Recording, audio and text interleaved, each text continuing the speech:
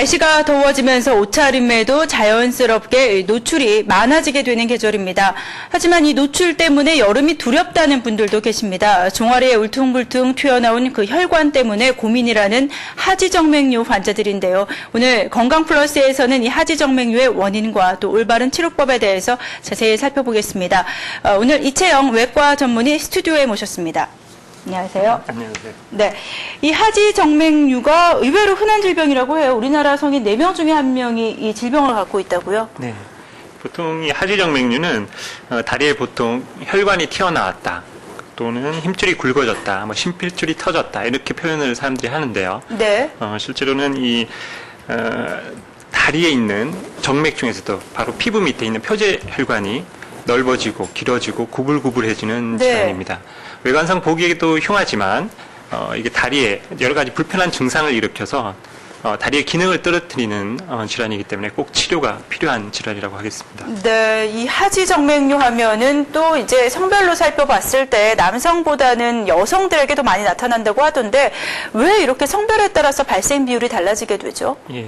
보고에 따르면 여성에서 남성보다 약 4배에서 8배까지도 많이 발생한다고 되어 있는데요. 사실 외관상 문제를 중요시하는 여성분들이 병원을 많이 찾아서 통계상 그렇게 보일 수도 있지만요. 예. 그렇지만 실제로 이 하지정맥류를 만드는 데 있어서 그 여성 호르몬이 큰 역할을 하고 있는 것으로 알려져 있습니다.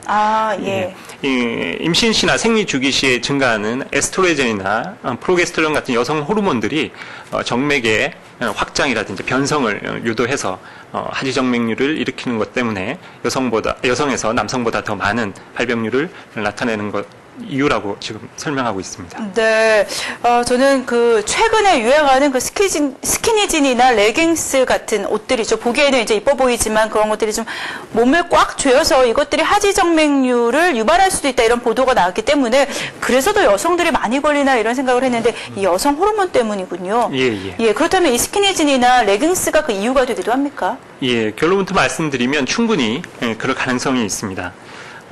정맥류는 이렇게 아무렇게나 생기는 게 아니라요. 다리에 지금 그림에도 보이시는 것처럼 원인이 되는 혈관이 한쪽 다리당 2개씩 존재를 합니다. 하나는 발목에서 사타구니 안쪽으로, 하나는 발목 외측에서 오금 뒤쪽으로 이렇게 발 쪽에서 심장 쪽으로 피가 흘러 들어가야 되는데요.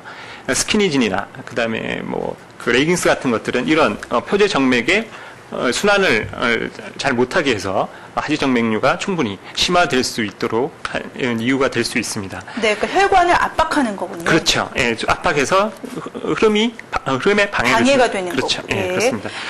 네, 그런데 이런 외적인 요인보다는 하지정맥류는 사실 유전적 요인이 큽니다. 가족 중에 이런 하지정맥류가 있으신 분이 오래 서서 일을 한다든지, 네.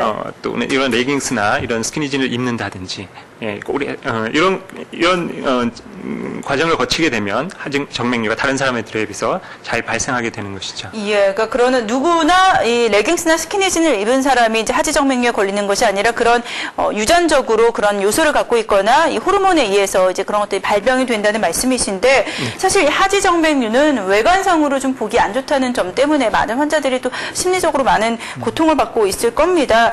미용적인 목적이 아니더라도 이 치료가 꼭 필요한 질병입니까? 예.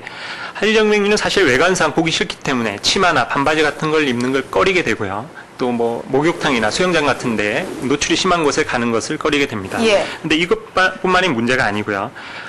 이런 하지정맥류는 다리의 기능을 떨어뜨리는 여러 가지 증상을 발현시키게 됩니다. 예. 오전하고 오후에 비해서 오후가 되면 다리가 많이 무겁고 저리고요. 아프고. 근데 이런 게 대부분 종아리에 나타나면서 밤에 주무시다가 쥐가 난다거나 아침에 기지개를 필 때 쥐가 난다거나 이런 여러 가지 불편한 증상을 만들게 됩니다. 이런 증상들이 또 다리의 기능을 떨어뜨리는 것뿐만 아니라 떨어뜨리는데 가만히 앉아 있거나 가만히 서 있을 때 오히려 증상이 더 심한 특징이 있습니다. 네, 지금 그림에서도 나오고 있는데 저것은 그 하지정맥류로 인한 합병증인가요? 심부정맥류? 예, 그렇습니다. 예. 네, 그러니까 하지정맥류로 인한 합병증들도 여러 가지 생길 수가 있다고 하는데 어떤 것들이 있죠? 하지정맥류는 앞에서 말씀드린 것처럼 다리 혈액 순환 중에서 정맥 혈액 순환이 잘 안 되는 질환입니다.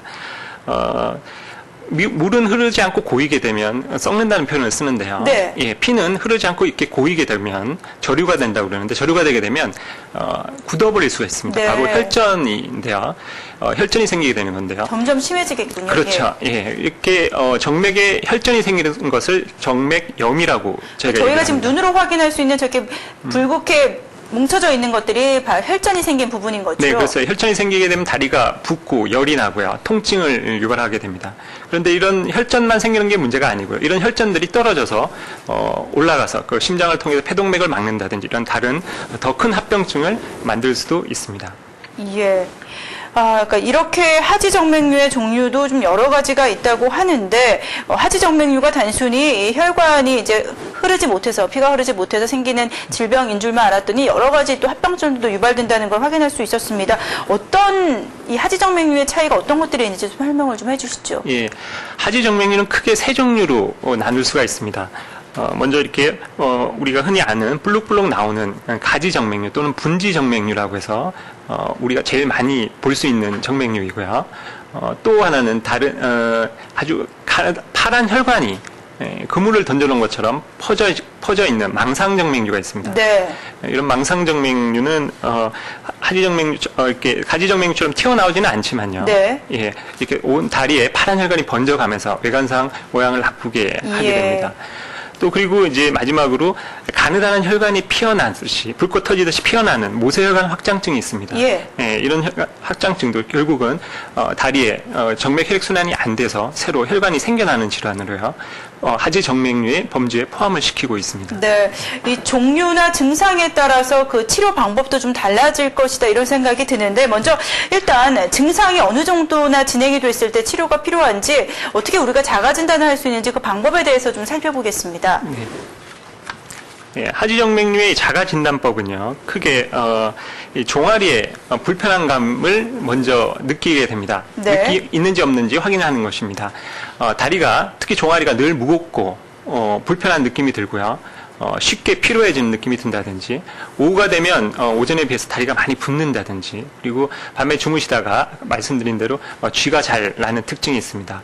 물론 다리에 파란 핏줄이 보인다거나 혈관이 도드라져 보이면 당연히 의심을 해봐야 되는데요. 네, 그러니까 앞부분에서 좀 저릿저릿하다거나 잘 좀 많이 붓고 피곤함을 느낀다 했을 때는 이제 의심을 해볼 만하고 뒤에 보이는 것처럼 좀 혈관이 보인다든지 이제 핏줄이 보인다 이런 정도까지 되면 증상이 어느 정도 진행이 됐다라고 봐야 되겠죠. 예, 그렇습니다. 예. 치료를 받기로 이제 결심을 하고 이제 병원에 간다면 과연 어떤 방법들이 증상을 좀 호전시킬 수 있을지 또 많은 분들이 관심을 갖고 계실 텐데 어떻습니까? 이 증상에 따라서 어떤 치료 방법이 있죠? 일단 하지정맥류의 치료에 있어서는요, 크게 세 가지 방법이 있습니다.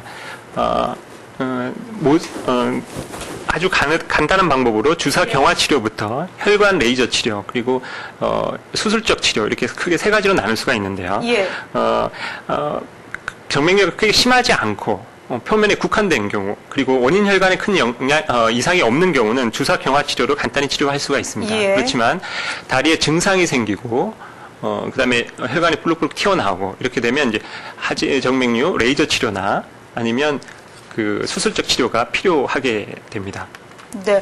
그렇다면 저렇게 주사 치료나 레이저를 통해서 그 막혀 있는 내지는 잘 통하지 않는 혈관을 뚫어주는 건가요? 아니요, 그게 아니고 예. 지금 하지정맥류라는 질환은 다리에 비정상적으로 늘어나 있는 혈관이고 여기에 피가 예. 고이는 곳이기 때문에 예. 하지정맥류의 치료는 이렇게 고여있는 혈관들을 없애주는 것이 치료가 되겠습니다. 그래서 없애주는 치료 방법으로 이런 레이저 치료가 있는데 지금 보시는 것처럼 레이저 치료는 피부과에서 정을 빼는 레이저처럼 바깥에서 쏘는 것이 아니고요. 혈관 안으로 레이저가 들어갑니다. 그리고 네. 광섬유가 있는데 레이저 기계에 연결이 돼 있어서요. 혈관 안으로 들어가서 레이저를 쏘고 나오면 늘어나 있는 혈관들이 다 이렇게 폐색이 되면서 없어지는 특징이 있습니다. 네. 최근에는 수술로도 많이 치료를 한다고 하던데 저 레이저를 이용한 하지정맥류 치료가 그 수술법에 포함이 되는 거죠? 예, 그렇습니다. 예전에 고식적 수술들은 큰 흉터를 남기는 그 단점 때문에 사람들이 많이 치료를 꺼려 했었습니다. 그렇지만 요즘은 혈관 레이저가 도입이 되면서부터 거의 흉터 없이 치료가 가능하기 때문에 많은 사람들이 정맥류 치료에 임하고 있습니다. 그런데 이 혈관 레이저는 많은 장점이 있는 것은 사실입니다만 네. 재발의 가능성이 어느 정도 수술적 치료보다 높고요. 예. 그다음 비용이 많이 비쌉니다. 그래서 많은 사람들이 결국 이 비용적인 문제 때문에 치료를 많이 꺼려왔었는데요. 최근에 이 미세 수술법 여러 가지 수술 기구들이 발달하고 치료 방법들이 발달하면서 미세 수술이라고는 수술 방법이 나왔습니다. 그래서 거의 레이저 치료와 동등하게 흉터도 없고 거의 재발이 되지 않는 방법이 요즘은 많은 곽광을 받고 있습니다. 네, 그러니까 물론 그렇다고 모든 하지정맥류 환자가 그 수술법을 택할 수 있는 게 아니라 그 증상에 따라서 또 달라지겠죠. 예, 그렇죠. 환자가 나타나는 증상도 중요하고요. 정맥류 전문 클리닉에 오시게 되면 저희가 혈관 초음파라는 검사를 하게 됩니다. 그 혈관 초음파 검사의 결과에 따라서 그 치료 정도나 범위가 결정이 된다고 생각하시면 됩니다. 네, 아무래도 이 하지정맥류는 그 혈관을 치료하는 것이기 때문에 환자들에게는 좀 막연한 두려움을 줄 수도 있다 이런 생각도 듭니다. 이 치료나 수술 후에 혈액 순환에는 이상이 없을까요? 예, 흔히들 얘기하시는 게 치료하고 나서 그럼 피가 어디로 흐르냐 이런 네. 말씀들을 많이 하시는데요. 원래 피가 흐르는 곳은 근육 안에 잘 다니고 있습니다. 이 하지정맥류란 질환은 그런 잘 흐르던 혈액이 피부 밑으로 고이게 되는 질환인데요. 네. 이렇게 하지정맥류를 치료하게 되면 이렇게 뼈가 정맥이 저류가 되는 현상이 없어지기 때문에 오히려 혈액순환이 더 좋아지게 되고 치료받으신 분들이 다리가 많이 가벼워지고 통증이 없어지고 이런 것들이 모든 그런 현상을 대변하게 됩니다. 네. 아까 그 수술 방법 중에서 레이저로 했을 때는 이제 비용도 비용이지만 나중에 이제 재발할 위험이 있다 이런 이야기를 해주셨는데 이 치료나 수술을 받고 난 이후에 혹시 재발되지 않을까 이런 걱정도 많이 하시는 것 같아요. 재발률은 어느 정도 됩니까? 보통 문헌상에서 하지정맥류 치료의 수술적 치료의 재발률은 약 10에서 30%까지 보고하고 있습니다. 그런데 이 하지정맥류 치료에 있어서 이런 재발은 아까 보여드렸던 원인 혈관 치료가 제대로 되지 않았을 경우에 대부분 재발을 하게 됩니다. 만약에 바깥에 보이는 혈관만 치료를 하고 원인 네. 혈관을 치료를 하지 않게 되면 증상도 좋아지지 않지만 대부분 빠른 시간 내에 재발을 하게 됩니다. 그렇지만 원인 혈관만 제대로 치료가 된다면 하지정맥류는 거의 재발하지 않고요. 국소적으로 재발한다고 하더라도 간단한 주사 치료로 충분히 치료가 가능하기 때문에 재발률 때문에 치료를 미루실 필요는 없다고 생각합니다. 네. 이 여성 호르몬이나 유전적인 요인으로 인해서 하지정맥류가 이제 많이 발병을 한다 이런 이야기를 해주셨지만 아무래도 그 옷을 좀 꽉 끼는 옷을 입는다든지 생활 습관으로도 얼마든지 좀 예방을 할 수 있지 않을까 생각이 듭니다. 이 하지정맥류를 생활 속에서 예방할 수 있는 방법 어떤 것들이 있을까요? 네. 하지정맥류를 예방하는 방법은 한마디로 다리에 혈액이 저류가 되지 않도록 하는 여러 가지 일련의 활동을 하시면 됩니다.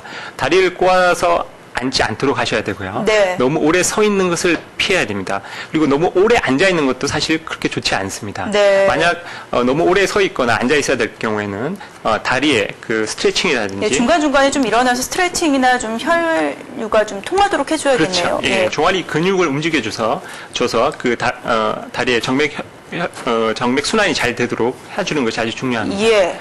주무실 때는 다리를 높여주는 것이 더 좋고요. 여러 가지 자극적인 음식은 피하는 게 좋습니다. 그리고 요즘 최근 들어 비만이 그 하지정맥류하고 어느 정도 연관이 있다는 보고가 있기 때문에 예. 체중 조절도 중요하고요. 아까 말씀드린 대로 너무 조이는 옷은 피하는 것이 좋습니다. 반복해서 말씀드리지만 종아리 근육을 강화할 수 있는 여러 가지 운동, 수영이라든지 자전거라든지 이런 여러 가지 운동들이 하지정맥류 예방에 많은 도움이 되는 것이 사실입니다. 네, 하지정맥류 이 질병은 그만큼 흔한 질병이지만 생활 습관으로도 충분히 좀 어느 정도는 예방할 수 있는 질병이 아닌가 생각이 듭니다. 지금까지 하지정맥류에 대해서 이채영 외과 전문의와 함께 이야기 나눠봤습니다. 오늘 말씀 고맙습니다. 감사합니다.